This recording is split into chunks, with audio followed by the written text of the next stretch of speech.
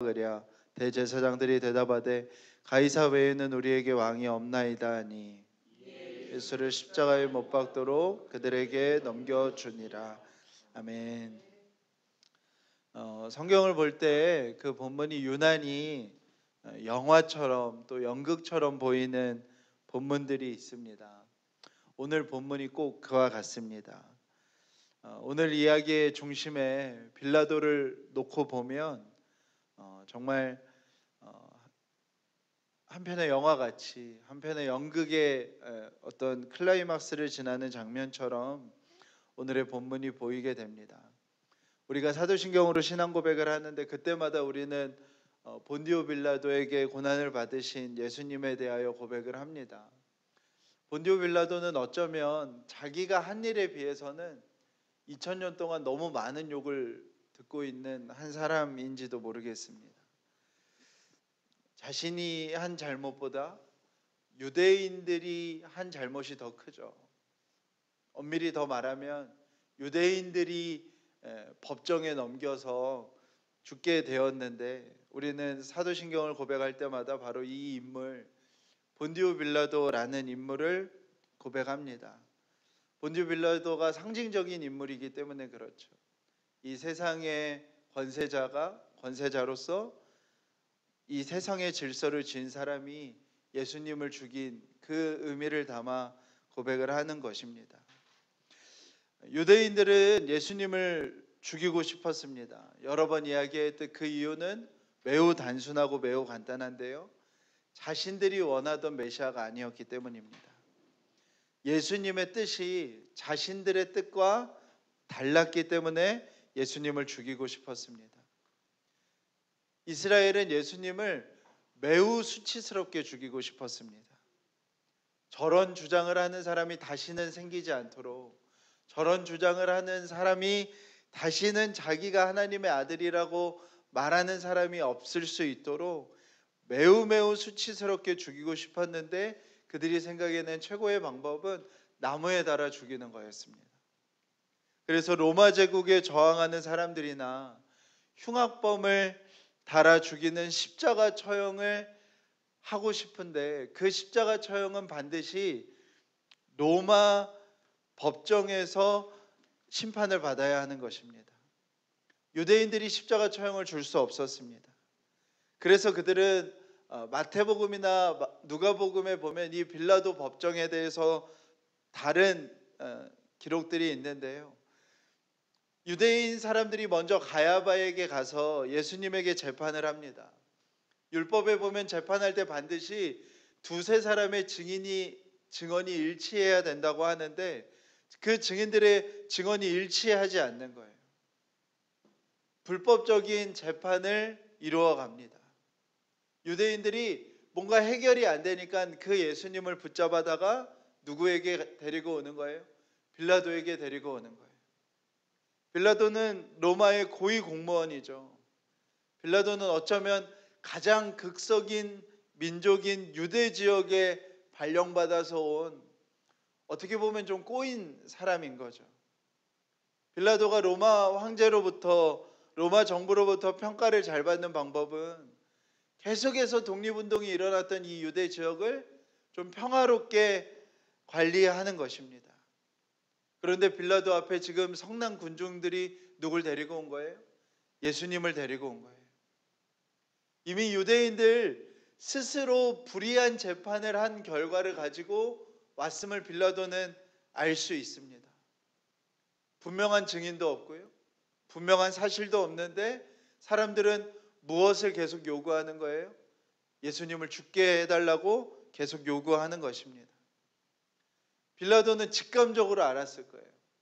이것이 얼마나 큰 정치적인 부담이 될지, 반대파가 다시 일어날 수도 있고 이 판단을 잘못하면 오히려 유대의 독립운동에 불을 지필 수도 있는 사건이라는 사실이 순간적으로 알게 되었을 것입니다.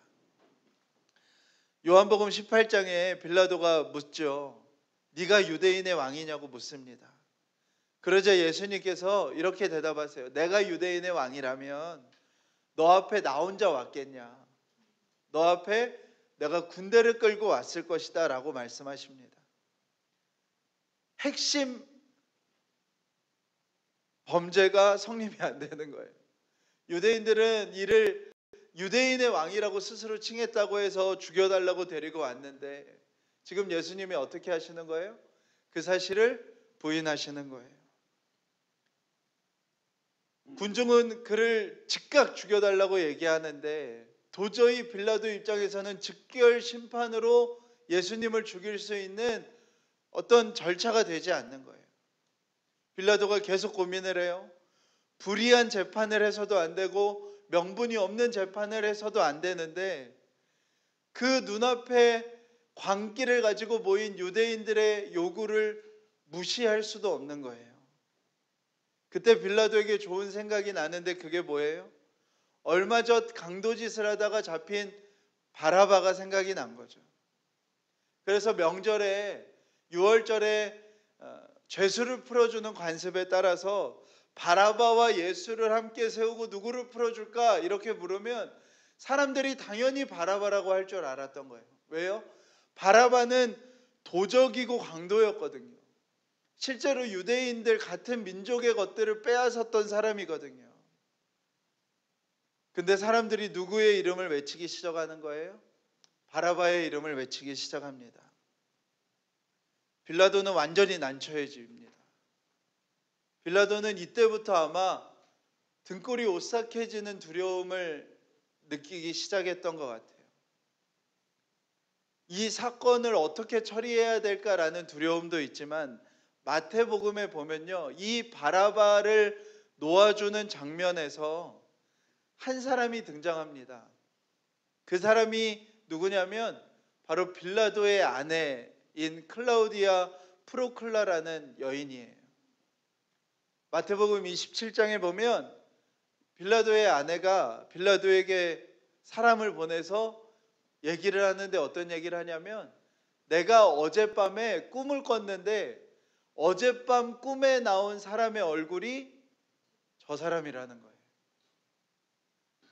그 꿈의 내용도 옳은 사람을 남편이 재판하는 꿈이었고 그 재판의 결과를 따라서 남편이 큰 해를 입는 꿈을 꾼 거예요.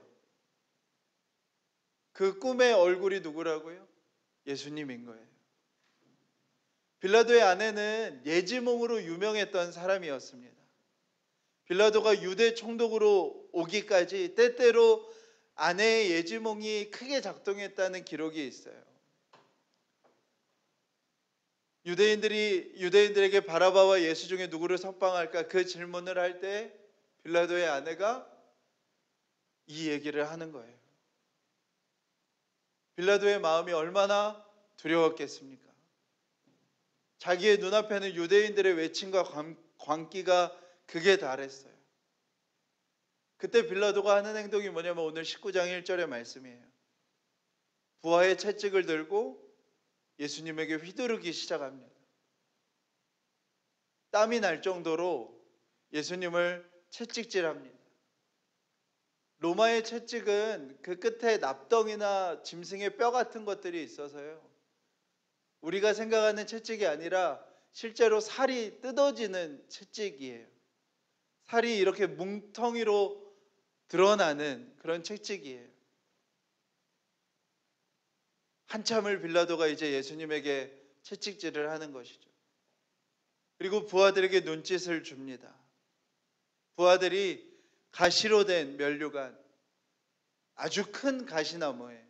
가시의 나무가 정말 한 뼘 정도 되는 그 큰 가시 나무로 된 면류관을 짜서 군인들이 예수님의 머리 위에 얹습니다.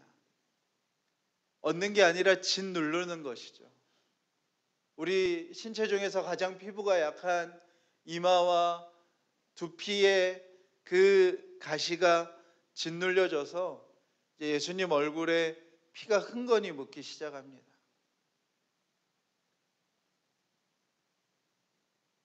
어떤 사람이 정체불명의 자색 옷을 들고 옵니다.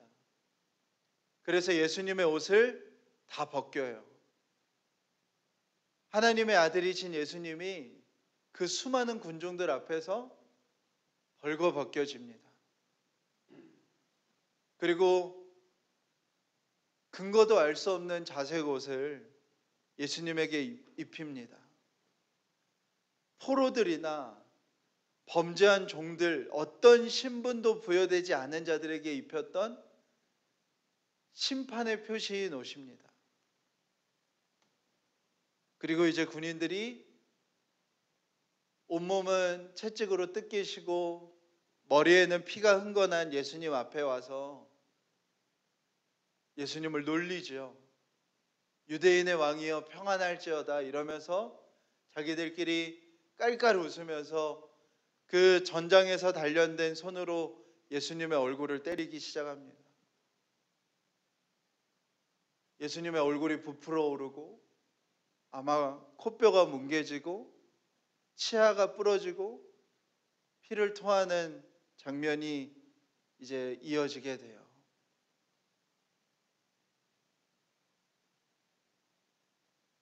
그 아침에 몰골이 이제 그렇게 된 예수님을 빌라도가 유대인 앞에 데리고 옵니다. 머리부터 발끝까지 피가 흐르고요. 얼굴은 이제 완전히 뭉개져 있고요. 가장 천한 자색 옷을 입고 핏덩이가 되어 이제 예수님이 서 계십니다. 그리고 빌라도가 묻는 거예요. 여러분, 이 모습이 당신들의 왕이겠습니까? 빌라도는 불의한 재판을 하고 싶지 않았어요. 불의한 재판을 할 결과가 두려웠어요. 그래서 빌라도는 그 극도의 두려움 속에서 예수님을 아주 수치스럽게 만들어버리면 와, 도저히 저런 몰골이 왕일 수는 없겠다라는 모습을 보이면 유대인들의 관기가 사라질 거라고 생각했어요. 그런데 유대인들이 더 발광을 하는 거예요. 마치 피를 본 짐승들처럼 흥분하는 거예요. 빌라도가 막 외치는 거예요. 나는 이 자에게서 죄를 찾지 못했다. 그러자 유대인들이 외칩니다. 저가 스스로 하나님의 아들이라고 했다. 유대인들의 함성이 빌라도의 얘기를 완전히 뒤덮어 버립니다. 그 소리에 빌라도가 더 두려워집니다. 이 상황도 두렵고요. 아내의 꿈도 두렵고요. 그리고 지금 그 유대인들이 하는 얘기, 정말 혹시라도 저 사람이 하나님의 아들이면 어떡하나. 내가 내리는 오늘의 이 결정이 도대체 어떻게 되는 건가. 왜 하필 나에게 이 일이 일어났나 하는 생각을 하고 또 한 번 얘기합니다. 나는 이 자에게서 아무런 죄를 찾을 수 없다. 빌라도가 예수님에게 두 번째 질문을 합니다. 너는 어디에서부터 났느냐? 예수님께서 침묵을 하세요. 답답한 빌라도가 세 번째로 예수님에게 묻습니다. 내가 권한이 있는 사람이라는 거 네가 알지 못하느냐? 내가 너를 풀어줄 수도 있고 내가 너를 죽일 수도 있는 권한이 있으니 제발 좀 말 좀 해라 라고 얘기를 하니까 예수님께서 입을 떼어서 말씀하십니다. 내가 너 앞에 와 있는 단 하나의 이유는 나를 이곳에 오게 하실 수 있는 권한을 가지신 하나님께서 나를 이곳에 오게 하셨기 때문이다 라고 얘기하세요. 그리고 권한 없이 나를 이곳에 넘긴 자의 죄는 매우 크다라는 얘기를 합니다. 마태복음이나 누가복음에 보면 예수님이 이 얘기를 하실 때 가룟 유다가 목을 매서 스스로 목숨을 끊습니다. 권한 없이 예수님을 넘긴 가룟 유다의 큰 죄가 결국 가룟 유다 자기 자신을 삼키는 모습을 보게 됩니다. 빌라도의 마음이 어땠을까요? 완전 공황 상태입니다. 정말 왜 하필, 왜 지금 유대인들이 다 예루살렘에 모여있는 이 6월절 한복판에 나한테 왜 이런 일이 일어났나 이런 생각이 들었을 그때 유대인들의 소리가 바뀌어요. 어떻게 바뀌냐면, 빌라도요, 당신은 카이사르의 충신입니다. 자기를 왕이라고 하는 이자를 죽임으로 당신의 충성스러움을 세상에 알리라는 소리로 바뀝니다.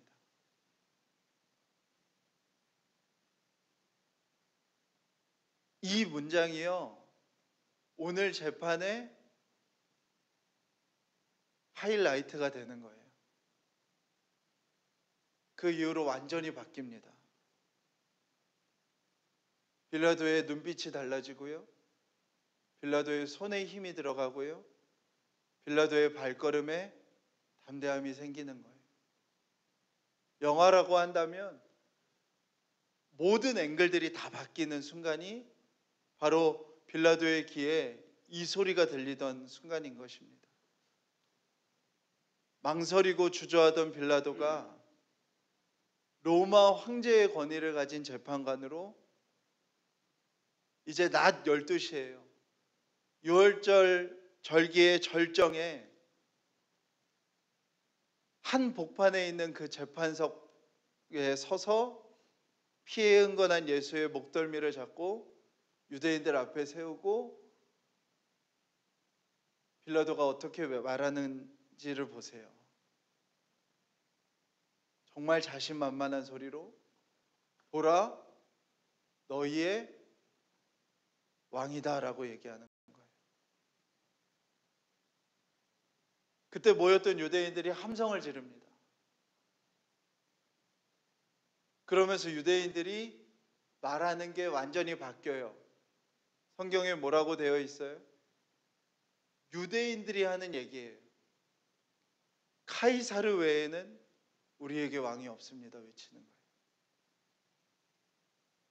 빌라도가 아주 단단해진 목소리로 이 자를 십자가에 못 박으라 이렇게 얘기합니다. 유대인들이 이제 거센 함성으로 막 빌라도의 이름을 연호했을 것 같아요. 그렇게 예수님이 이제 다음 절부터 십자가에 못 박히시는 그 골고다의 언덕으로 올라가시게 됩니다.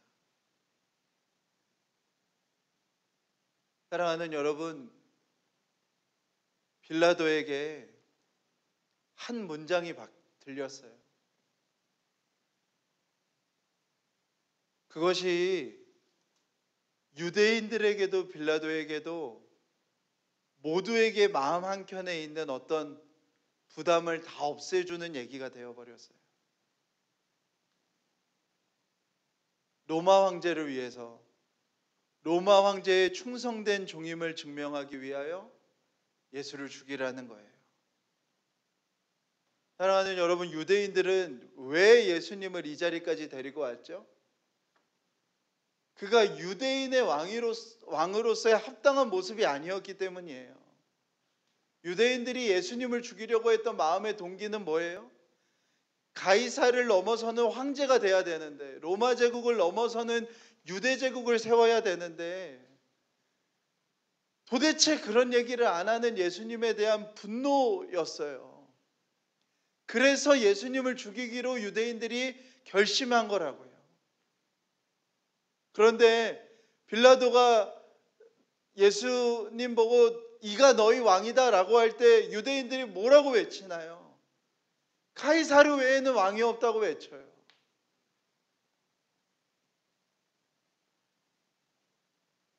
빌라도에게 고난을 받으셔서 십자가에 죽으셨다는 건 뭐냐면,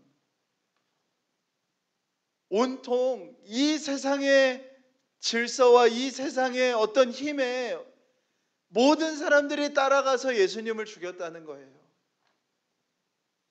이스라엘 백성이요, 사사시대가 끝나고 그 두려움을 극복하기 위하여 하나님의 마지막 사사였던 사무엘에게 무엇을 요구했죠?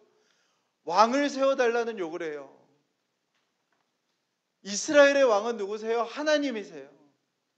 하나님이 이스라엘을 돌보시는 이세요. 근데 이스라엘이 다른 나라에 비해서 안 보이는 하나님이 두렵게 느껴지는 거예요. 우리에게도 좀 강한 왕이 있어서 우리가 다른 나라를, 다른 질서를 이길 수 있게 해달라고 사무엘에게 요구해요. 그때 사무엘이 당황하여 기도해요. 그 이스라엘의 요구를 어떻게 해야 될지 모르겠는 거예요.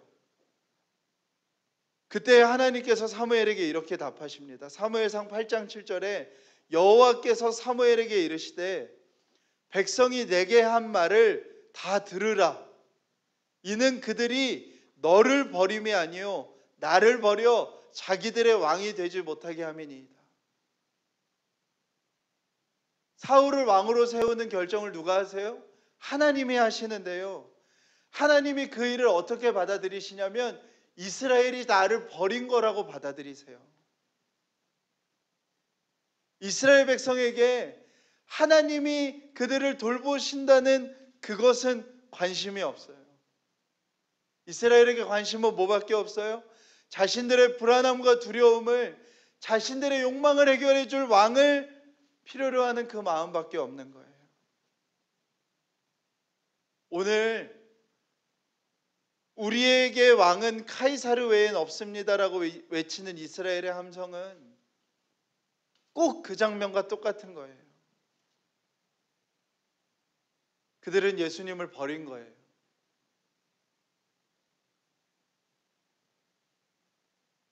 빌라도에게는 이 말이 새로운 기회가 되었어요. 처형의 명분, 처형으로 생겨날 문제, 오히려 빌라도는 이 처형으로 인해 로마 황제에게 보고할 거리가 생긴 거예요.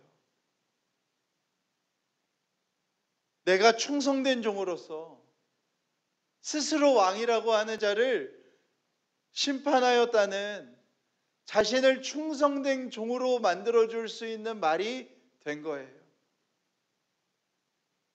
유대인들은요, 신성모독을 했다고 죽이려고 데려온 예수를 카이사르를 위해서 죽이자고 하고 있고요.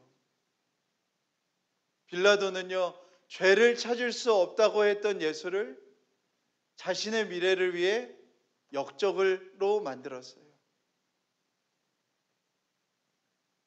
사랑하는 여러분, 이것이 예수님을 버리는 우리의 모습이에요. 사랑하는 여러분, 우리에게도 유대인 같은 모습, 빌라도 같은 모습이 있지 않습니까? 저도 시간이 지나면서 10계명 중에 가장 지키기 어려운 말씀은 하나님의 이름을 망령되이 일컫는 죄라는 생각이 들어요. 우리가 유대인처럼 빌라도처럼요, 하나님의 이름을 망령되이 일컫는 경우가 너무 많아요. 다 하나님을 위한 것처럼, 다 믿음을 위한 것처럼 뭔가를 주장하지만 실제는 현실의 왕에게, 현실의 질서에 나를 완전히 복종시키기 위해서 하나님의 이름을 이야기하는 것이요. 유대인들은 하나님의 이름을 건드려서 신성모독으로 예수님을 죽이려고 하는 것 같지만 카이사르를 넘어설 제국을 바랬던 그들의 마음을 그 단어 뒤에 숨어서 말하고 있죠. 나에게 주어진 책임, 권한, 의무들을 교묘하게 벗어나게 만드는 순간에 우리는 그 모든 순간에 다 무슨 얘기를 붙여요? 하나님의 이름을 붙여요. 하나님의 뜻을 말하고요.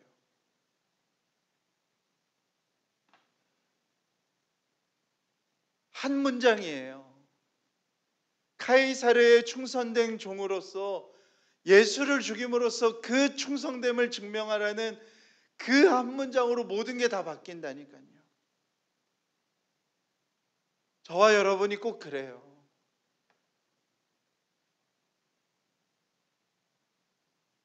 사랑하는 여러분, 정말 조심해야 됩니다. 하나님 이름을 붙일 때요, 하나님 뜻을 붙일 때요, 하나님의 계획을 붙일 때요, 그 한 문장이 마치 유대인들과 빌라도에게 카이사르의 충성된 종을 증명하기 위해 예수를 죽이라는 그 문장처럼 사용되지 않기 위해서 저와 여러분 정말 조심하셔야 합니다.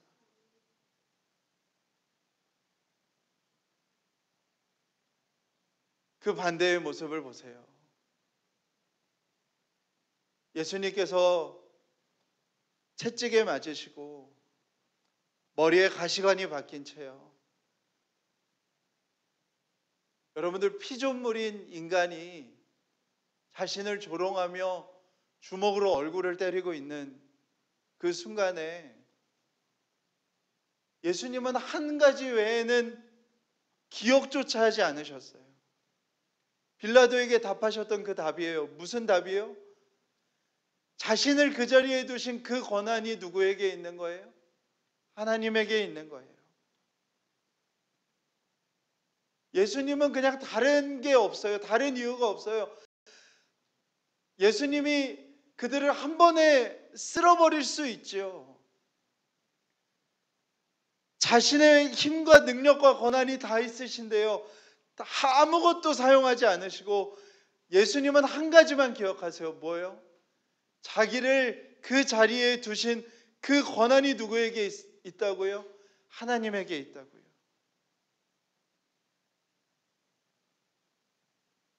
사랑하는 여러분, 우리에게 믿음은 바로 이것인 거예요. 우리를 그 자리에 둔 그 권한이 누구에게 있는지, 우리가 매를 맞아야 되는 상황, 우리가 가시에 면류관을 쓴 상황, 우리가 조롱을 받는 상황 속에서도 우리를 그 자리에 둔 그 권한이 누구에게 있는지 우리의 모든 것을 통해서 고백하는 것이 믿음이라고요. 베드로전서에서 베드로가요, 종살이를 하는 그리스도인들에게 이렇게 얘기해요.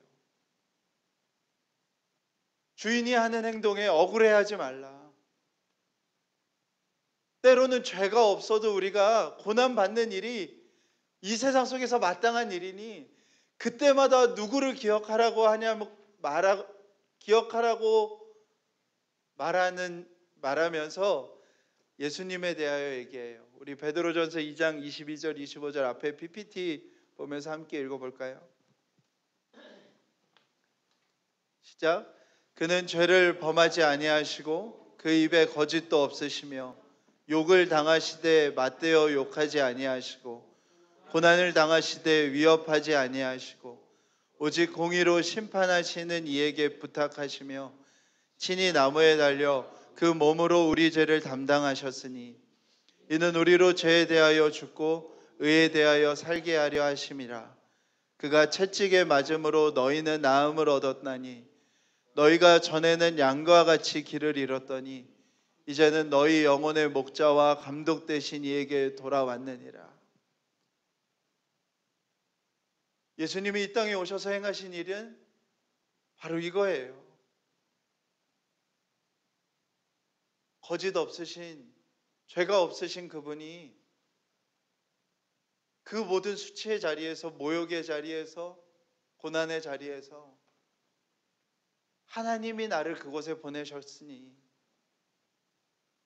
그 자리를 벗어나는 권한이 하나님에게만 있으니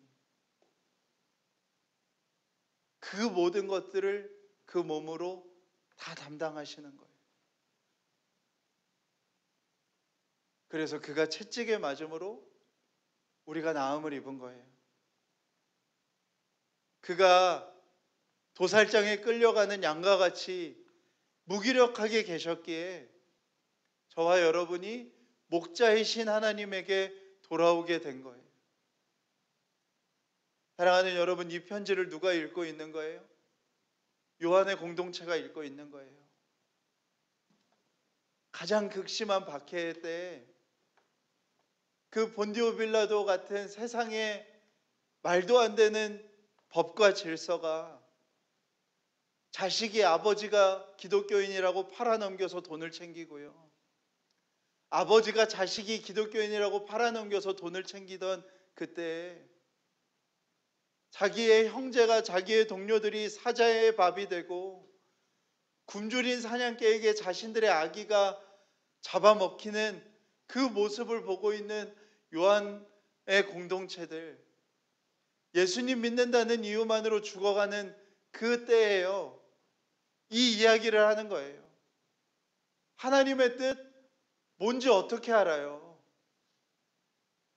뭐가 하나님의 뜻이라고 단정적으로 얘기할 수 있어요? 하나님의 뜻을 어떻게 그렇게 입에 쉽게 올릴 수 있나요? 다만 예수님을 보는 거예요. 우리를 그 자리에 두신 그 권한이 누구에게 있다고요? 하나님에게 있으시다고요. 예수님이 다 이해돼서 그 자리에 있으신 게 아니라 자기를 그 자리에 두신 권한이 하나님에게만 있기 때문에 그 모진 모욕과 수치와 고난을 다 담당하셨다고요. 이해할 수 없는 고난 가운데 있는 요한 공동체에게 우리를 이 자리에 두신 그 권한이 하나님에게 있음을 얘기하고 있는 거예요. 지난 금요일 날 한국교회를 위해서 기도하는데 제 안에 좀 특별한 마음이 생기더라고요. 제 마음 가운데 뭔가 변화들이 있는 것 같아요. 그냥 막 분노했던 마음들이 아니라 애통해하고, 하나님 정말 교회의 영광들이 이제 회복되게 해주십시오. 영광에서 영광에 이르는 주의 교회들이 일어나게 해주십시오라는 기도가 제 안에 일어나더라고요. 사랑하는 여러분, 무엇으로 되겠습니까? 유대인들처럼, 빌라도처럼 말끝마다 하나님의 뜻을 얘기하지만 결국 자신들의 유익을 구하고 자신들의 책임을 비켜나가려고 하고 더 나은 기회를 찾는 것으로 되어지는 지금의 모습에서는 도저히 되지 않는 것이죠. 어떤 모습이 필요한 거예요? 오직 예수님처럼 모욕을 받아도, 수치를 당해도, 벌거벗겨져도요, 가시면류관을 써도요, 채찍을 맞아도요, 나를 이 자리에 두신 그 권한이 하나님에게 있음을 믿고 살아가는 자들이 일어날 때 되어지지 않겠습니까? 저도 목회에 대한 마음이 이 말씀 앞에 더 겸손해지는 마음이 제 안에 들었어요.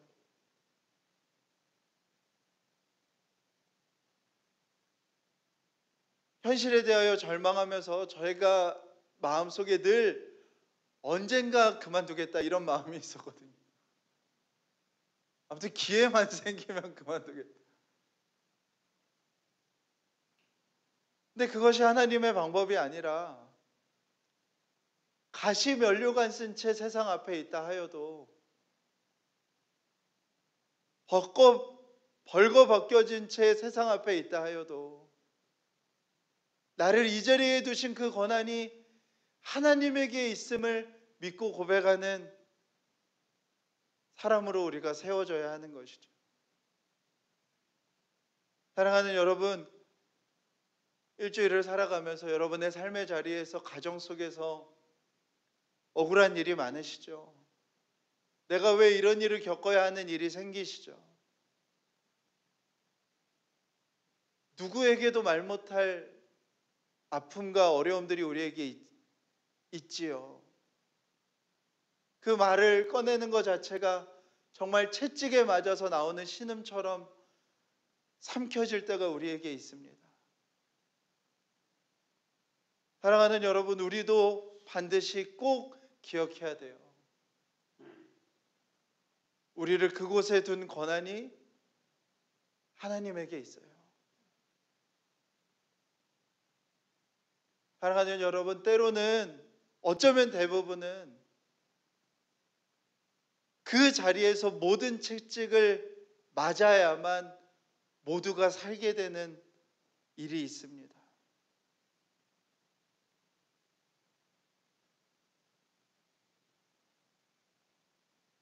그래야만 생명이, 풍성함이 얻어지는 일이 있어요. 우리가 예수님을 바라보며 유대인과 빌라도의 길이 아니라 예수님의 길을 따라가는 저와 여러분이 되시기를 간절히 축복합니다. 우리 함께 기도하시겠습니다.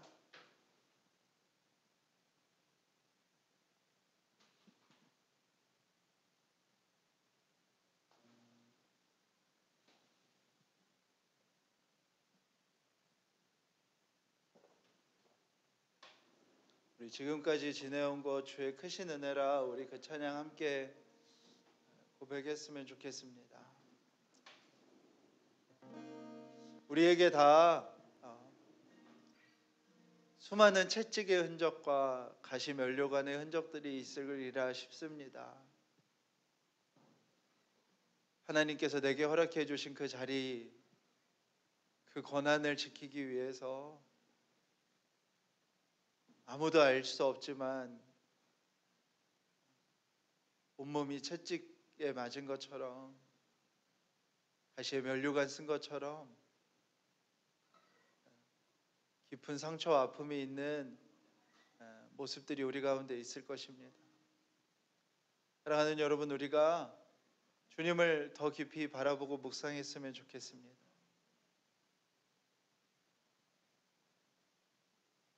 그가 채찍에 맞음으로 우리가 나음을 입었고 그가 상함으로 우리가 하나님 앞에 나아갈 수 있었습니다. 그리하여서 우리가 생명을 얻었습니다. 우리의 삶에도 하나님이 우리를 불러주신 그 자리에 우리를 세우신 권한은 하나님에게 있습니다.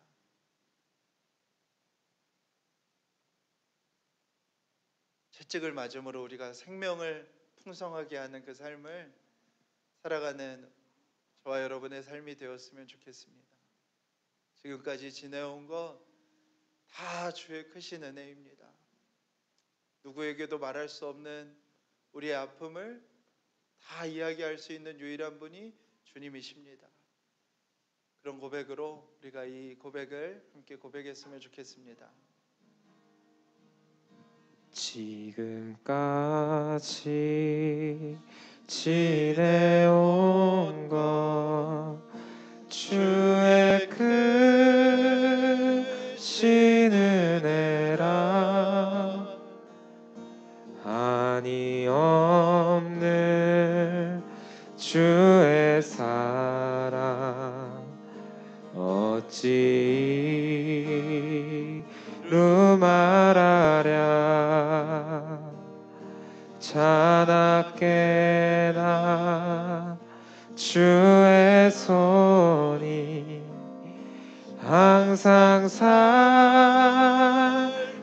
살펴주시고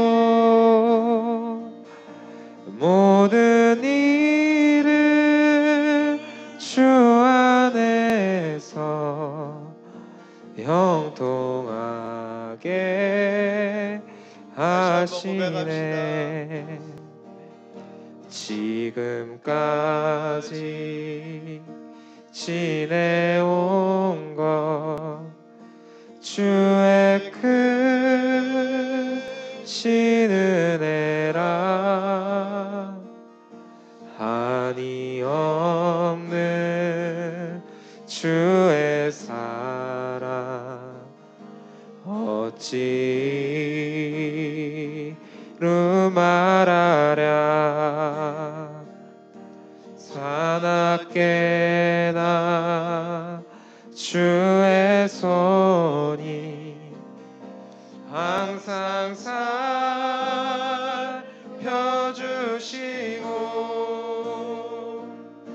모든 일을 주 안에서 형통하게 하시네. 우리가 감사했으면 좋겠습니다. 하나님, 우리가 유대인처럼 빌라도처럼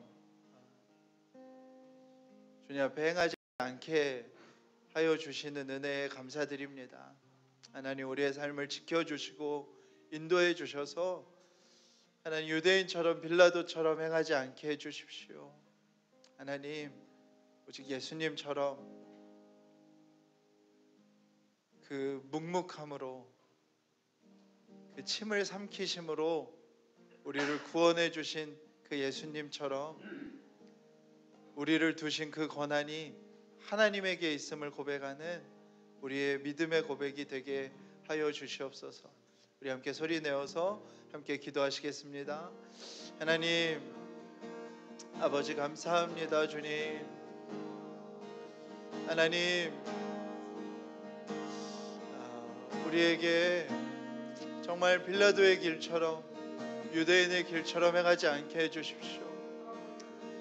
현실의 왕을 하나님의 이름으로 취하고자 하는 하나님 아버지 정말로 주님 더 나은 미래를 얻기 위하여만 하나님의 뜻을 구하는 아버지 정말 그 모습이 아니라 하나님 묵묵하게 하나님 때로는 우리가 말할 수 없는 것들을 참아가며 삼켜가며 하나님 아버지 정말로 채찍을 맞고 가시면류관을 쓰고 누군가에게 두드려 맞고 하나님 피와 진물을 흘려이며 나음을 입도록 생명을 얻도록 하나님 앞에 돌아오도록 하나님 우리 자신을 내어주는 하나님 우리의 삶이 될 수 있도록 우리의 삶이 될 수 있도록 하나님 아버지 정말로 축복해 주십시오. 하나님 우리의 삶 가운데 하나님 일하여 주시고 역사하여 주시기를 원합니다. 아버지 인도해 주십시오. 아버지 인도해 주십시오.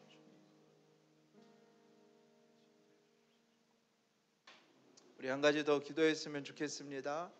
우리 한 해를 돌아보며 우리가 주님 앞에 감사했으면 좋겠습니다. 하나님 버거웠던 한 해이지만 주님이 우리와 함께 하셔서 한 해를 지나게 하시니 감사합니다. 하나님 올 한 해에도 우리에게 주어진 결과로서가 아니라 우리가 예수님처럼 주께서 나를 고난으로 두신 곳에서 우리가 충성하였음을 그것으로 인해 하나님 우리가 어떤 것이 없다 하여도 주님 앞에 가장 깊은 감사를 드릴 수 있는 우리의 마음이 되게 하여 주시옵소서. 하나님 그 감사함을 주님 앞에 고백드리는 우리의 고백이 됐으면 좋겠습니다. 한 번 더 기도하시겠습니다. 하나님 감사합니다. 하나님 한 해를 아버지 정말로 주님 허락해 주시고 하나님 인도해 주심에 감사합니다. 하나님 맡겨주신 하나님께서 우리를 그 자리에 두신 하나님 그곳에서 하나님 충성스럽게 하나님 아버지 정말로 묵묵하게 때로는 채찍에 맞으며 때로는 가시면류관을 쓰며 하나님 아버지 정말 그 자리를 지키게 하여 주신 하나님 은혜에 감사드립니다. 하나님 우리 사랑하는 성도들의 삶 위에 하나님 축복하시고 일하여 주시고 역사하여 주셔서 하나님 아버지 정말 한 해를 보내며 그 깊은 감사와 기쁨과 은혜가 하나님 있게 해주십시오. 결과가 아니라 아버지 정말 무언가를 이룬 것이 아니라 하나님 내가 하나님이 허락해 주신 장소에서 하나님 내가 충성하였음을 하나님 내 삶을 묵묵히 드렸음을 하나님 내 삶을 하나님 아버지 정말 때로는 아버지 정말로 주님 가시면류관을 쓴 채 하나님 앞에 드렸음을 기뻐하는 즐거워하는 감사해하는 하나님 여기에 모인 자들이 될 수 있도록 하나님 인도하여 주시옵소서.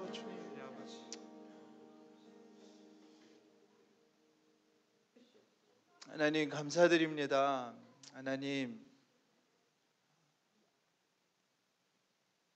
우리를 불쌍히 여겨 주십시오.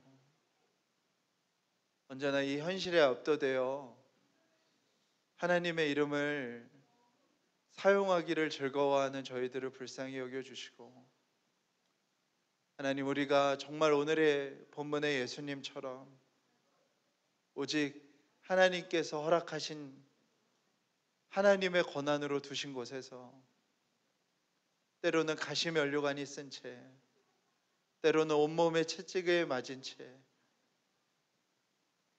그 권한을 하나님이 가지셨기에 그곳을 이루어가는 우리의 삶이 될 수 있도록, 특별히 우리 성도들의 가정을, 성도들의 직장을, 일터를, 또 주의 몸된 교회를, 이 한국교회를 그렇게 세워가는 사람들이 일어날 수 있도록 하나님 역사하여 주시옵소서. 감사드리며 예수님의 이름으로 기도드렸사옵나이다. 아멘. 우리 진영점에 위해서 잠깐 기도했으면 좋겠는데요. 저쪽으로 갈까요? 다? 관우가 여기 선물 들고 갈까요? 우리 주방에 계신 분들도 잠깐 오시라고.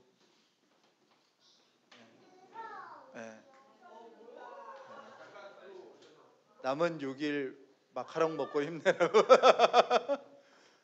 이제 다 앞으로 나오셔서 우리 좀 함께 기도했으면 좋겠습니다. 이번 주 토요일 9시부터 3시?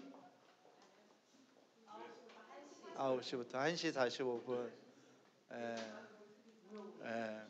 이번 주에 이제 유치원 교원 시험 이제 보는데요. 한 해 동안 충성스럽게 행한 것만으로도 칭찬받으리라 싶습니다. 마음에 두려워하지 않게 또 결과에 대한 두려움이 극복되어질 수 있도록, 또 일주일 동안, 남은 일주일 동안 마음의 평안함, 담대함이 있어서 마무리 잘하고 토요일 날 아주 좋은 컨디션으로 다 생각나고 막 술술 써지고 막 논리가 아주 그냥 꽃을 피울 수 있도록 우리 토요일 날 이제 9시부터 1시 45분까지 보는 그 시험 모든 것들 위해서 진영자매의 삶이 하나님의 손 위에 있음을 기억하게끔 우리가 함께 중보하겠습니다. 기도하시겠습니다. 하나님, 우리 사랑하는 진영자매 하나님 축복해 주십시오. 하나님, 무엇보다 칭찬해 주십시오. 1년 동안 주어진 자리에서 정말 묵묵하게 마음을 들인 하나님, 그 일을 하나님 무엇보다 칭찬해 주십시오. 수고했다 말씀해 주십시오. 하나님 아버지, 정말 이제 남은 일주일 동안 하나님 아버지 정말로 주님 모든 것들을 잘 정리할 수 있도록 인도해 주시고, 하나님 정말로 그 공부에 어떤 수준이 넘어서서 하나님 아버지 정말로 주님 담대함도 또 평안함도 생길 수 있는 하나님 일주일 될 수 있도록 인도해 주십시오.